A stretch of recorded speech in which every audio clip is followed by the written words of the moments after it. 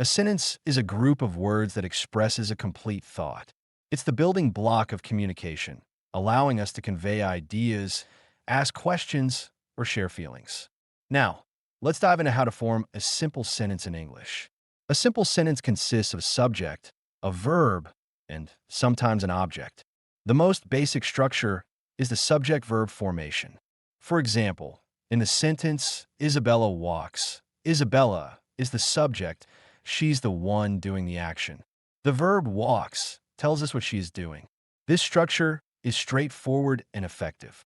Let's look at a few more examples. The dog plays. Here, the dog is the subject and plays is the verb. In we laugh, we is the subject and laugh is the verb. Each of these sentences conveys a complete thought with just a subject and a verb. Now, let's break down the elements of these sentences. The subject is who or what the sentence is about. The verb is the action or state of being.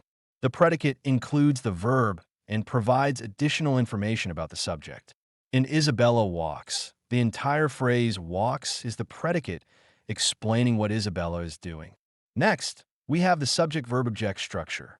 This is where things get a bit more complex, but it's still quite simple. In the sentence, he sees a tree, he is the subject, sees is the verb, and a tree is the object, what he is seeing. Another example is my teacher reads the book.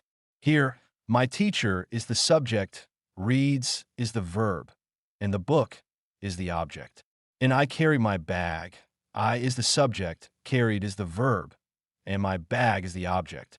So, what are the components here? The subject is still who or what the sentence is about. The verb is the action, and the object is what receives the action of the verb.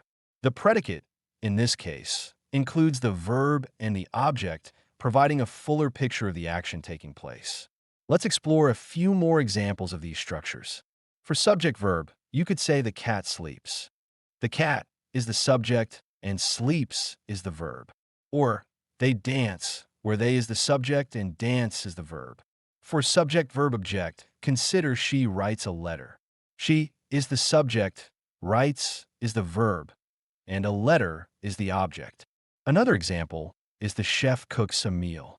Here, the chef is the subject, cooks is the verb, and a meal is the object. Understanding these structures helps us communicate more effectively.